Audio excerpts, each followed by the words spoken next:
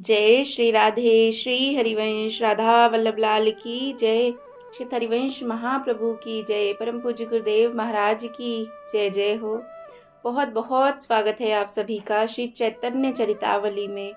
चैतन्य महाप्रभु का अद्भुत चरित्र हमें लाडली लाल की कृपा से श्रवण करने को मिल रहा है। आज हम श्रवण करेंगे अद्वैताचार्य को श्याम सुंदर रूप के दर्शन। बड़ा ही अद्भुत अध्याय। पर इसे शुरू करने से पहले आइए महाप्रभु को प्रसन्नता प्रदान करने वाले हरि नाम को गा लेते हैं। मेरे साथ साथ आप भी गाइए। हरे कृष्ण कृष्णा कृष्ण हरे हरे, हरे राम राम राम हरे हरे। हरे कृष्णा राधे राधे। ददाति प्रतिगृह्णति गुह्यमाख्याति पृच्छति, भुक्ते भोज्यते चैव षड्विधम प्रीति लक्षणम। अर्थात अपने प्रेम को मान सम्मान तथा जो वस्तु अपने को अत्यंत प्रिय प्रतीत होती हो उसे प्रदान करना, उसकी दी हुई वस्तुओं को प्रेम से ग्रहण करना, अपनी गोप्य से भी गोप्य बातों को उनके सम्मुख प्रकट करना, उससे उसके हृदय की आंतरिक बातों को पूछना, स्वयं उसके यहाँ भोजन करना और उसे खूब प्रेम के साथ अपने हाथों से भोजन कराना। ये 6 प्रीति के लक्षण हैं। प्रेम में छोटेपन का भाव ही नहीं रहता। प्रेमी अपने प्रिय को सदा बड़ा ही समझता है। भगवान भक्त प्रिय हैं। जहाँ भक्त उन्हें अपना सर्वस्व समझते हैं वहाँ वे भी भक्त को अपना सर्वस्व समझते हैं। भक्त के प्रति श्रद्धा का भाव प्रदर्शित करते हुए भगवान स्वयं कहते हैं, मैं भक्तों के पीछे पीछे इस कारण फिरा करता हूँ कि उनकी पदधूलि उड़कर मेरे ऊपर पड़ जाए और मैं उससे पावन हो जाऊं। आहा, अद्भुत। जगत को पावन बनाने वाले प्रभु के ये भाव हैं। भक्त उनका दिन रात्रि भजन करते हैं। वे भी कहते हैं, जो मेरा जिस रूप से भजन करता है मैं भी उसका उसी रूप से भजन करता हूँ। विश्व के एकमात्र भजनीय भगवान की लीला तो देखिए। प्रेम का कैसा अनोखा दृष्टांत है। जो विशंभर हैं, चर अचर सभी प्राणियों का जो सदा पालन पोषण करते हैं, जिनके संकल्प मात्र से संपूर्ण विश्व त्रस्त हो जाता है, वे कहते हैं, जो कोई मुझे भक्ति से कुछ दे देता है मैं उसे ही प्रसन्नता से स्वीकार कर लेता हूँ। पत्ता खाने की चीज नहीं है, फूल सूंघने की वस्तु है, जल पीने की, अन्न या फल ही खाए जाते हैं। प्रेम में पागल हुए भगवान कहते हैं, यदि मुझे कोई भक्ति भाव से पत्र पुष्प फल जल ही दे देता है तो मैं उसे ही अमूल्य वस्तु समझकर संतुष्ट मन से खा लेता हूँ। पत्ते और फूलों को भी खा जाते हैं, इसीलिए ये अशनामी इसी क्रिया का प्रयोग करते हैं। धन्य है ऐसे खाने को। क्यों ना हो, प्रेम में ये पार्थिव पदार्थ ही थोड़े खाए जाते हैं। असली तृप्ति का कारण तो उन पदार्थों से ओतप्रोत से भरा हुआ प्रेम है। उस प्रेम को ही खाकर प्रभु परम प्रसन्न होते हैं। प्रेम है ही ऐसी वस्तु, उसका जहाँ भी समावेश हो जाएगा वही पदार्थ सुखमय, मधुमय, आनंदमय और तृप्ति कारक बन जाएगा। जय हो। उस दिन संकीर्तन के अनंतर दूसरे तीसरे दिन फिर अद्वैताचार्य शांतिपुरी ही चले गए। उनके मन में अब भी प्रभु के प्रति संदेह के भाव बने हुए थे। उनका मन अब भी दुविधा में था कि हमारे इष्ट देव ही हैं या कोई और। इसीलिए एक दिन संशय बुद्धि से वे फिर नवद्वीप पधारे। वैसे उनका हृदय प्रभु की ओर स्वतः ही आकर्षित हो गया था। उन्हें महाप्रभु की स्तुति मात्र से परमानंद प्रतीत होता था। भीतर से बिना विश्वास के ऐसे भाव हो ही नहीं सकते, किंतु प्रकट में वे अपना विश्वास अपने विश्वास पर अविश्वास करते। उस समय प्रभु श्रीवास पंडित के यहाँ भक्तों के साथ श्री कृष्ण कथा कर रहे थे। आचार्य को आया देखकर प्रभु भक्तों के सहित उनके सम्मान के निमित्त उठ खड़े हुए।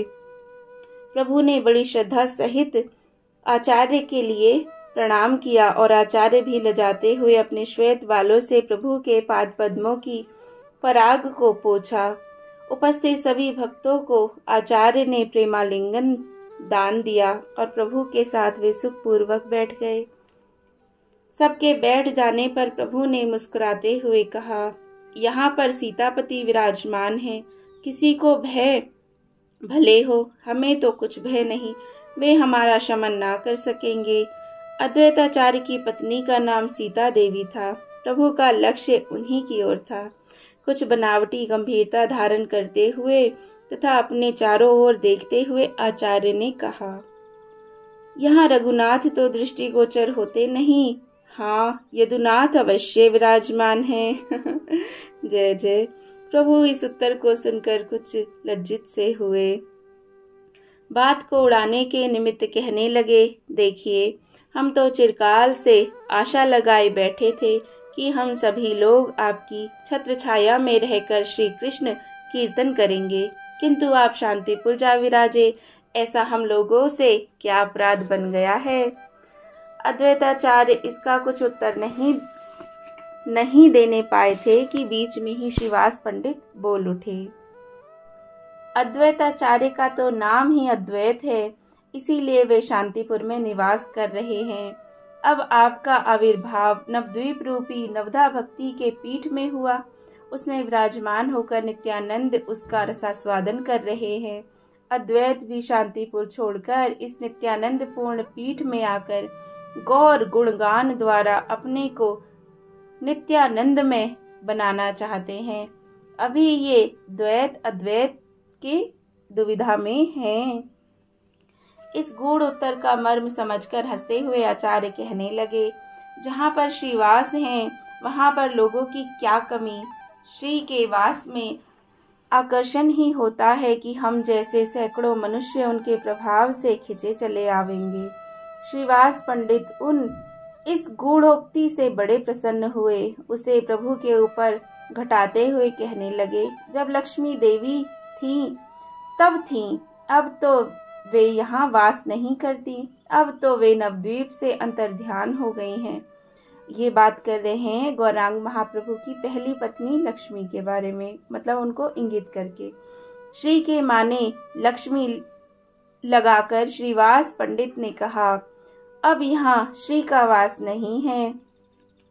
प्रभु ने जब देखा श्रीवास हमारे ऊपर घटाने लगे हैं, तब आपने जल्दी से कहा, पंडित जी यह आप कैसी बात कर रहे हैं। श्री के माने हैं भक्त। जहाँ पर आप जैसे भक्त विराजमान हैं वहाँ श्री का वास अवश्य ही होना चाहिए। भला ऐसे स्थान को छोड़कर भक्ति या श्री कहीं जा सकती हैं। बहुत सुंदर। इस पर आचार्य कहने लगे, हाँ हाँ ठीक तो है, श्री के बिना हरि रह ही कैसे सकते हैं। श्री विष्णु प्रिया नाम रखकर नवद्वीप में अवस्थित है, अतः उन्होंने श्री के साथ विष्णु प्रिया अपने नाम में और जोड़ दिया है। अब वे केवल श्री ना होकर श्री विष्णु प्रिया बन गई हैं। गौर की द्वितीय पत्नी का नाम श्री विष्णु प्रिया था। उसी को लक्ष्य करके अद्वैताचार्य ने यह बात कही। बात को दूसरी ओर घटाते हुए प्रभु ने कहा, श्री तो सदा ही विष्णु प्रिया ही हैं।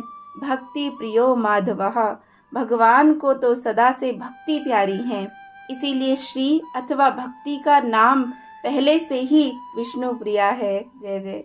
यह सुनकर आचार्य जल्दी से प्रभु को प्रणाम करते हुए बोले। तभी प्रभु ने एक विग्रह से लक्ष्मी रूप से उन्हें ग्रहण किया और फिर विष्णु प्रिया रूप के दूसरे विग्रह को अपनी अर्धांगिनी बनाया है। इस प्रकार आपस में विश्लेषणात्मक बातें हो रही थी कि प्रभु के घर से एक आदमी आया और उसने नम्रता पूर्वक प्रभु से निवेदन किया। सची माता ने कहलवाया है कि आज आचार्य घर में ही भोजन करें। कृपा करके वे हमारे आज के निमंत्रण को अवश्य ही स्वीकार करें। अर्थात आचार्य को सची माता ने अपने घर भोजन करने के लिए बुलाया है। उस आदमी की बातें सुनकर प्रभु ने कुछ भी उत्तर नहीं दिया। जिज्ञासा के भाव से वे आचार्य के मुख की ओर देखने लगे। प्रभु के भाव को समझकर आचार्य कहने लगे, हमारा अहोभाग्य जो जगन माता ने हमें भोजन के लिए निमंत्रित किया है, इसे हम अपना सौभाग्य ही समझते हैं। बीच में ही बात को काटते हुए श्रीवास पंडित बोल उठे, इस सौभाग्य सुख को अकेले ही लूटोगे या दूसरों को भी साझी बनाओगे? हम तो उन्हें अकेले कभी इस आनंद का उपभोग ना करने देंगे। यदि गौरांग हमें निमंत्रित ना भी करेंगे तो हम सची माता के समीप जाकर याचना करेंगे। वे तो साक्षात अन्नपूर्णा ही ठहरी। उनके दरबार से कोई निराश होकर थोड़े ही लौट सकता है। आचार्य महाशय, तुम्हारी अकेले ही दाल नहीं गलने की, हमें भी साथ ले चलना पड़ेगा। जय जय। आचार्य अद्वैत और महाप्रभु तो दोनों ही सिलहट निवासी ब्राह्मण थे, किंतु दोनों का परस्पर में खान पान एक नहीं था। इसी बात को जानने के निमित्त कुछ संकोच के साथ प्रभु ने कहा, भोजन की क्या बात है, सर्वस्व आपका है, किंतु आचार्य को 2 आदमियों के लिए भात बनाने में कष्ट होगा। इस पर आचार्य बीच में बोल उठे, मुझे क्यों कष्ट होने का? कष्ट होगा तो सची माता को होगा। सो वे तो जगन माता ठहरी, वे कष्ट को कष्ट मानती ही नहीं। यदि वे बनाने में असमर्थ होंगी तो फिर हमको ही बनाना होगा। इस उत्तर से प्रभु समझ गए कि आचार्य को अब हमारे घर का भात खाने में किसी प्रकार की आपत्ति नहीं। अर्थात आचार्य ब्राह्मण कुल के थे तो वो इनके यहाँ पर थोड़ा भोजन में अंतर था तो नहीं पाया करते थे पहले। असल में प्रेम की किसी प्रकार का निश्चित नियम है ही नहीं। ये नहीं कह सकते कि सभी प्रेम सामाजिक नियमों को भंग कर दें या सभी प्रेमी अन्य लोगों की भांति सामाजिक नियमों का पालन ही करें। इनके लिए कोई निश्चित नियम नहीं। भगवान राम जैसे सर्वश्रेष्ठ प्रेमी ने सीता परीक्षा, सीता परित्याग और लक्ष्मण परित्याग जैसे असह्य और वेदनापूर्ण कार्य को इसलिए किया कि जिससे लोक संग्रह का धर्म अक्षुण्ण बना रहे। इसके विपरीत भगवान श्री कृष्ण ने प्रेम के पीछे सामाजिक नियमों की कोई परवाह नहीं की। अब भी देखा जाता है बहुत से अत्यंत प्रेमी सामाजिक और धार्मिक नियमों में दृढ़ रहकर बर्ताव करते हैं। बहुत से इन सब की उपेक्षा भी करते देखे गए हैं। इसीलिए प्रेम पंथ के लिए कोई निश्चित नियम निर्धारित नहीं किया जा सकता। यह तो नियमों से रहित अलौकिक पंथ है। आचार्य के लिए प्रभु के घर में क्या संकोच होना था जब उन्होंने अपना सर्वस्व प्रभु के पाद पद्मों में समर्पित कर दिया। स्वीकृति लेकर वह मनुष्य माता से कहने चला गया। इधर आचार्य ने धीरे से कोई बात श्रीवास पंडित के कान में कही। आपस में दोनों को धीरे धीरे बातें करते देख प्रभु हंसते हुए कहने लगे, दोनों पंडितों में क्या गुपचुप बातें हो रही हैं? हम उन बातों को सुनने के अधिकारी नहीं हैं क्या? प्रभु की बात सुनकर आचार्य तो कुछ लज्जित से होकर चुप हो गए, किंतु श्रीवास पंडित थोड़ी देर ठहरकर बोले, प्रभु, आचार्य अपने मन में अत्यंत दुखी हैं। वे कहते हैं प्रभु ने नित्यानंद जी के ऊपर तो कृपया करके उनको अपना असली रूप दिखा दिया, किंतु ना जाने क्यों हमारे ऊपर कृपा नहीं करते। हमें पहले आश्वासन भी दिलाया था कि तुम्हें अपना रूप दिखावेंगे, किंतु अभी तक हमारे ऊपर कृपा नहीं की है। कुछ विस्मय सा प्रकट करते हुए प्रभु ने कहा, मैं नहीं समझता असली रूप कहने से आचार्य का क्या अभिप्राय है। मेरा असली रूप तो यही है जिसे आप सब लोग सदा देखते हैं और अब भी देख रहे हैं।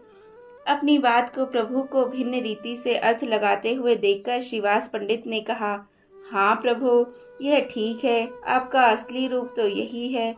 हम सब भी इसी कौर रूप की श्रद्धा भक्ति के साथ वंदना करते हैं, किंतु आपने आचार्य को अन्य रूप के दर्शनों का आश्वासन दिलाया था, वे उसी आश्वासन का स्मरण मात्र करा रहे हैं। श्रीवास के ऐसे उत्तर से संतुष्ट होकर प्रभु कहने लगे, पंडित जी, आप तो सब कुछ जानते हैं। मनुष्य की प्रकृति सदा एक सी नहीं रहती, वह कभी कुछ सोचता है और कभी कुछ। जब मेरी उन्माद की सी अवस्था हो जाती है तब उसमें ना जाने में क्या क्या बक जाता हूँ। उसका स्मरण मुझे स्वयं ही नहीं रहता। मैंने अपनी उन्माद अवस्था में आचार्य से कुछ कह दिया होगा, उसका स्मरण मुझे अब बिल्कुल नहीं है। यह सुनकर कुछ दीनता के भाव से श्रीवास पंडित ने कहा, प्रभो, आप हमारी हर समय क्यों वंचना किया करते हैं? लोगों को जब उन्माद होता है तो उनसे अन्य लोगों को बड़ा भय होता है, लोग उनके समीप जाने तक में डरते हैं, किंतु आपका उन्माद तो लोगों के हृदय में अमृत सिंचन सा करता है। भक्तों को उससे बढ़कर कोई दूसरा आनंद ही प्रतीत नहीं होता। क्या आपका उन्माद सचमुच में उन्माद ही होता है?